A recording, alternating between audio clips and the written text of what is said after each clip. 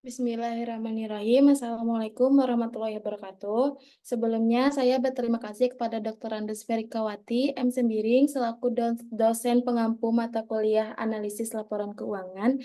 Di sini kelompok kami akan menganalisis rasio keuangan perusahaan bisnis PT Bumi Research Tbk dan non-bisnis Yayasan Putra Sempurna. Kami dari kelompok 6 beranggotakan Alda Tiara Putri dengan NIM 200, Ahmad Kamaludin dengan NIM 206, Aprilia Nisa Putri dengan NIM 217, Tiara Fani Anti dengan NIM 218, Yuanita Sadida dengan NIM 219, Mesya Adelia dengan NIM 220, Randy Agustiandi dengan NIM 284. Untuk pemaparannya, saya serahkan kepada rekan-rekan saya selanjutnya. Yang pertama ada PT Bumi Research. PT Bumi Research Tbk atau Bumi Research adalah salah satu perusahaan pertambangan terbesar di Indonesia. Bumi Research menempati peringkat ke-1898. Perusahaan ini dianggap sebagai produsen batubara terminal terbesar di Indonesia dan mayoritas sahamnya dimiliki oleh Bakri Group dan Salim Group. Perusahaan awalnya didirikan pada tanggal 26 Juni 1973 dengan nama PT Bumi Modern. Peter tercatat mulai berfungsi dengan Bumi Putra di perusahaan ini pada 6 April 1976. Bumi Putra tercatat memegang saham mayoritasnya, sedangkan Peter hanya memiliki kurang dari 10% saham. Belakangan, Peter dan seorang pengusaha lain yang memiliki saham di PT Bumi Modern bernama Pak Alatif Toyib menjual sahamnya kepada Bumi Putra 1912, menjadikan perusahaan asuransi tersebut menguasai 100% kepemilikan sejak 15 April 1985. Selanjutnya, ada analisis perhitungan rasio likuiditas. Yang pertama, ini merupakan neraca dan laporan laba rugi PT Bumi Research.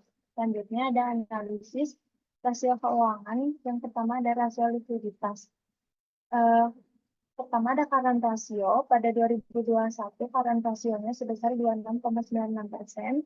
Dan pada 2022, current rasionya sebesar 29,97%. Artinya, pada tahun 2021, setiap Rp1 utang lancar akan dijamin oleh 0,2695 atau 26,96 aktiva lancar. Dan pada tahun 2022, setiap Rp1 utang lancar akan dijamin oleh 0,2996 atau 29,97 aktiva lancar. Selanjutnya ada quick ratio.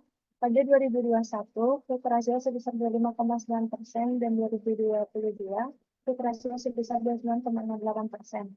Artinya, pada tahun 2021, setiap Rp1 utang lancar akan dijamin oleh 0,2589 atau 25,9 aktiva yang paling lancar. Dan pada tahun 2022, setiap Rp1 utang lancar akan dijamin oleh 0,2908 atau 29,08% aktiva yang paling lancar.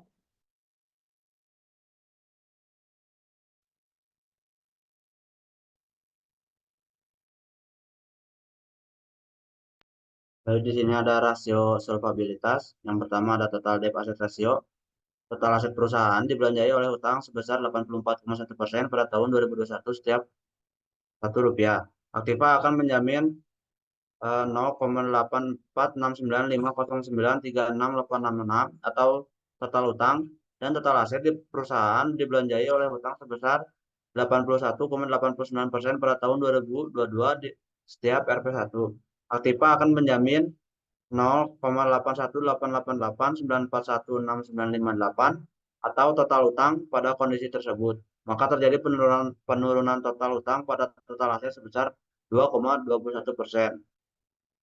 Kemudian ada debt to equity ratio, yang artinya pada tahun 2021 perusahaan mempunyai sumber dana sebesar 5,533852475 atau 553,39% antara hutang dan modal sendiri. Dan pada tahun 2022 perusahaan mempunyai sumber dana sebesar 4,521488429 atau 452,15% antara hutang dan modal sendiri. Pada kondisi tersebut, maka terjadi penurunan sumber dana sebesar 101,24%. Selanjutnya ada time interest earned ratio. yang artinya pada tahun 2021 keuntungan perusahaan hanya bisa menutupi beban bunga 0,09713111576725 kali. Dan pada tahun 2022 keuntungan perusahaan hanya bisa menutupi beban bunga 1,196,022,94284,5498 kali. Pada kondisi tersebut, perusahaan mengalami kenaikan penutupan beban bunga sebanyak 1,098891828 rupiah. Untuk yang D-nya, long term debt equity ratio, yang artinya modal perusahaan dibelanjai oleh utang jangka panjang sebesar 1,0830742994 atau 108,31%. Dan modal perusahaan dibelanjai oleh utang jangka panjang sebesar 0,730392062 atau 73%. Pada kondisi tersebut, perusahaan mengalami penurunan penggunaan hutang jangka panjang sebesar 30,31%. Untuk slide selanjutnya. Kemudian di sini ada rasio aktivitas. Yang pertama ada inventory turnover, yang artinya perputaran persediaan selama 1 tahun 2021 sebanyak min 0,39 kali, dan perputaran persediaan selama 1 tahun 2022 sebanyak minus 11,62 kali. Pada kondisi tersebut, maka terjadi penurunan perputaran persediaan sebanyak minus 6,23 kali. Kemudian ada average day inventory, artinya persediaan bahan baku pada tahun 2021 disimpan di gudang selama kurang 67 hari sebelum dijual, dan persediaan bahan baku pada tahun 2022 disimpan di gudang selama kurang dari 31 hari sebelum dijual. Pada kondisi tersebut, maka terjadi kenaikan persediaan bahan baku selama 36 hari. Kemudian untuk yang B-nya receivable turnover, artinya pengumpulan piutang selama 1 tahun 2021 sebanyak 0,66 kali, dan pengumpulan piutang selama tahun 2022 sebanyak 1,09 kali. Pada kondisi tersebut, maka terjadi kenaikan perputaran piutang sebanyak 0,43 kali. Kemudian ada average atau receivable collection turnover, artinya rata-rata piutang tertagih pada tahun 2021 sebanyak 542 hari, dan artinya rata-rata piutang tertagih pada tahun 2022 sebanyak 331 hari.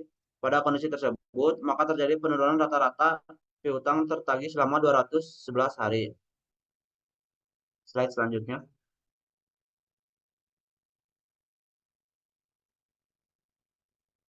Lanjut ke yang C, total asset turnover, yang artinya pada tahun 2021 perputaran aktif tetap selama 1 tahun sebanyak 0,05 kali, dan pada tahun 2022 perputaran aktif tetap selama 1 tahun sebanyak 0,08 kali.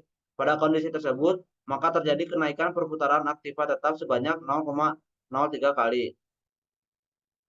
Yang terakhir yaitu working capital turnover, artinya modal kerja berputar sebanyak kurang dari 0,09 kali selama 1 periode, dan modal kerja berputar sebanyak kurang dari 0,17 kali selama 1 periode. Pada kondisi tersebut, maka terjadi penurunan modal kerja sebanyak kurang dari 0,08. Baik, selanjutnya saya serahkan kepada rekan saya. Selanjutnya ada rasio profitabilitas. Yang pertama ada gross profit margin. Pada tahun 2021, total gross profit margin sebesar 14,13% dan 2022 sebesar 15,88%. Dengan demikian, pada tahun 2021, setiap Rp1 penjualan menghasilkan keuntungan kotor sebesar 0,141380366 atau 14,13%, dan pada tahun 2022 setiap Rp1 penjualan menghasilkan keuntungan kotor sebesar 0,158744614 atau 15,88%. Yang kedua ada operation profit margin. Pada tahun 2021 sebesar 2,73% dan 2022 sebesar 16,060%. Dengan demikian, pada tahun 2021, setiap Rp1 penjualan menghasilkan laba sebelum pajak sebesar 0,0273514 atau 2,73%. Dan pada tahun 2022, setiap Rp1 penjualan menghasilkan laba sebelum pajak sebesar 0,10505056 atau 16,60%. Selanjutnya ada net profit margin pada tahun 2021 sebesar 3,73% dan 2022 sebesar 12,86%. Dengan demikian, pada tahun 2021, setiap Rp1 penjualan menghasilkan laba setelah pajak sebesar 0,037327786 atau 3,73%. Dan pada tahun 2022, setiap Rp1 penjualan menghasilkan laba pajak setelah pajak sebesar 0,128644707 atau 12,86%. Selanjutnya, ada return on asset, yaitu pada tahun 2021 sebesar 1,23% dan pada tahun 2022 sebesar 1,39%. Dengan demikian, pada tahun 2021, setiap Rp1 total aset yang dioperasionalkan menghasilkan laba usaha sebesar 1,238833929 atau 1,23%. Dan pada tahun 2022, setiap Rp1 total aset yang dioperasionalkan menghasilkan laba usaha sebesar 0,013934035 atau 1,39%.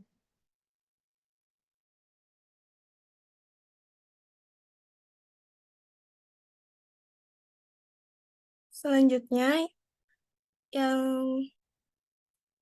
return on investment. Pada tahun 2021,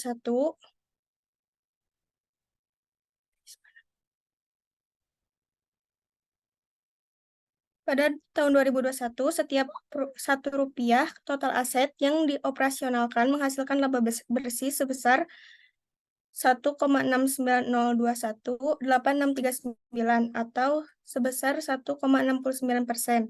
Dan pada tahun 2022, setiap Rp1 total aset yang dioperasionalkan menghasilkan laba bersih sebesar 0,010795143 atau sebesar 1,07%. Lalu yang return on of equity, dengan demikian pada tahun 2021, setiap Rp1 modal sendiri yang digunakan memperoleh laba bersih sebesar 1,690218639 atau 1,69%. Dan pada tahun 2022, setiap Rp1 modal sendiri yang digunakan memperoleh laba bersih sebesar 0,010795143 atau 1,07%. Lalu earning per share. Dengan demikian, pada tahun 2021, setiap Rp1 jumlah lembar saham menghasilkan laba usaha sebesar 3,7592243 atau 3,75%. Dan pada tahun 2022, setiap Rp1 jumlah lembar saham menghasilkan laba usaha sebesar 0,021898924 atau 2,18%.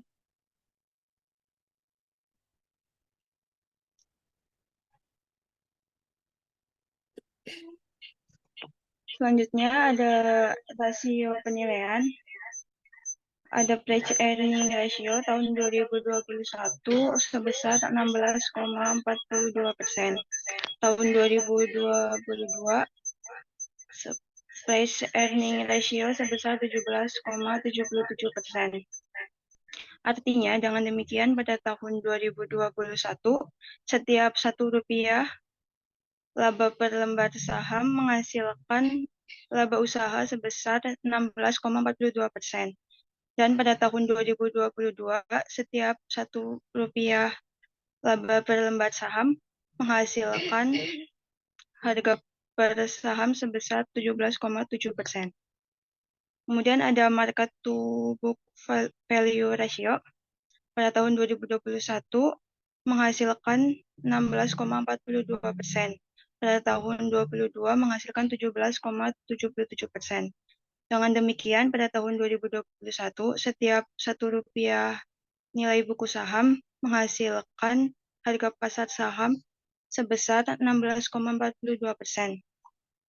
Dan pada tahun 2022, setiap Rp1 jumlah nilai buku saham menghasilkan harga pasar saham sebesar 17,77%.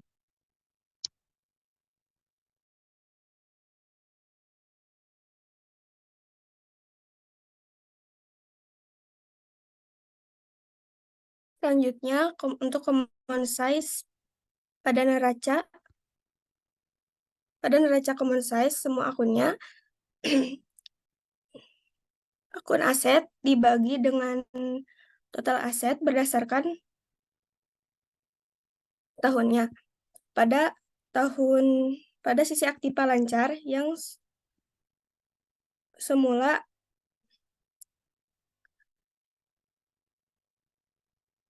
2,59 naik menjadi 2,84%. Pada sisi aset tidak lancar itu sebesar 2,95%, menurun menjadi 2,92%. Selanjutnya yang laporan laba rugi, di mana laba rugi tahun berjalan pada 2022 sebesar 13,36%, menurun di 2021 menjadi min 5,24%.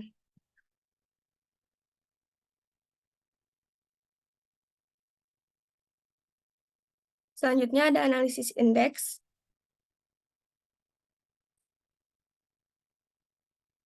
Kas pada tahun 2021 berjumlah 100%, dan pada tahun 2022 beberapa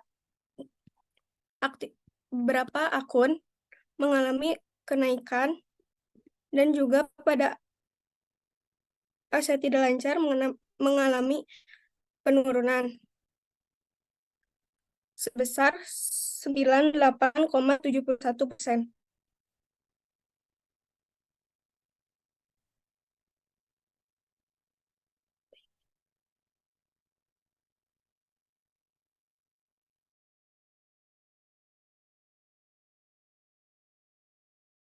Baik, untuk selanjutnya ada profil Yayasan Putra Sampurna. Putra Sampurna Foundation atau PSF didirikan sebagai organisasi sosial yang bertujuan untuk mendukung pembangunan Indonesia. PSF menggandeng para mitra dan donatur dalam menyediakan pendidikan internasional berkualitas bagi lebih banyak siswa di Indonesia. Sejak tahun 2001, PSF telah berfokus pada 4 pilar utama, yaitu yang pertama ada pendidikan. Melalui Sampurna School System, PSF membentuk para siswa menjadi individu siap kerja, berwawasan global, dan berjiwa kepemimpinan. Tujuannya adalah menciptakan pemimpin berdaya saing global dan bermoral. Yang kedua, pemberdayaan wanita. PSF juga berkomitmen untuk memberdayakan wanita melalui berbagai program dan inisiatif. Yang ketiga, kewirausahaan. PSF mendukung pengembangan kewirausahaan di Indonesia dengan melibatkan para pemuda dalam berbagai kegiatan dan pelatihan.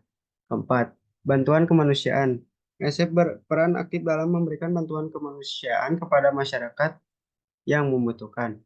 Dengan berinvestasi pada masa depan dan para pemuda bangsa, PSF menciptakan transformasi sosial yang menginspirasi semua pihak untuk melangkah bersama menuju Indonesia yang lebih baik. Dan untuk slide selanjutnya ada neraca dari Yayasan Putra Sampurna. Dan selanjutnya ada laporan laba rugi pada Yayasan Putra Sampurna. Untuk selanjutnya saya serahkan kepada rekan saya. Silakan.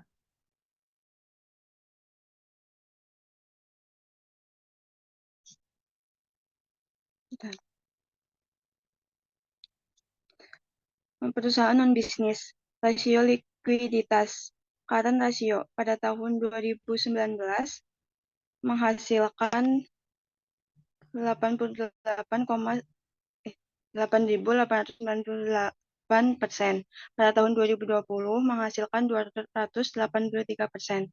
Dengan demikian, pada tahun 2019, setiap Rp1 hutang lancar dijamin dengan Rp88,98 aktiva lancar, dan pada tahun 2020 setiap Rp1 hutang lancar dijamin dengan Rp2,83 aktiva lancar. Yang kedua ada quick ratio. Dengan demikian, pada tahun 2020, setiap Rp1 hutang lancar dijamin dengan Rp2,79 aktiva lancar yang paling lancar. Selanjutnya ada rasio leverage, total debt to total asset ratio. Artinya pada tahun 2019, aktiva perusahaan 4% dibelanjai dengan hutang, dan pada tahun 2020, aktiva perusahaan 53% dibelanjai dengan hutang. Selanjutnya ada rasio leverage. Yang pertama ada total debt to total asset ratio. Artinya pada tahun 2019 aktiva perusahaan 4% dibelanjai dengan hutang, dan pada tahun 2020 aktiva perusahaan 53% dibelanjai dengan hutang. Selanjutnya ada common size dari Yayasan Putra Sampurna. Pada neraca common size, semua dalam aset dibagi dengan total aset berdasarkan tahunnya. Pada sisi aktiva, lancar yang semula 0,15% menurun menjadi 0,10%, dan pada sisi hutang meningkat.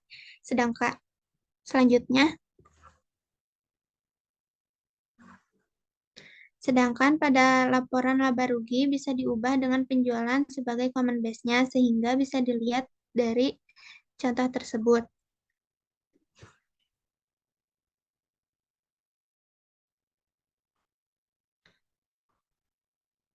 Hasil analisis indeks. Pada analisis indeks, semua angka dalam laporan pada tahun dasar yaitu 2019 diberi angka 100 untuk menunjukkan perkembangan usahanya. Kesimpulannya, analisis rasio keuangan merupakan alat yang penting untuk menilai kinerja keuangan perusahaan, baik untuk perusahaan bisnis maupun non-bisnis. Rasio keuangan dapat membantu investor, kreditor, dan manajemen perusahaan untuk memahami kesehatan keuangan perusahaan, profitabilitas, solvabilitas, dan efisiensi. Pada perusahaan bisnis, hasil analisis memperoleh rasio likuiditas, rasio solvabilitas, rasio aktivitas, rasio profitabilitas, dan rasio penilaian.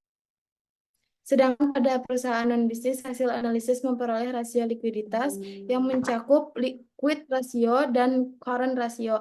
Pada rasio memperoleh total debt to total asset ratio. Baik, terima kasih. Sekian pemaparan dari kelompok kami. Assalamualaikum warahmatullahi wabarakatuh.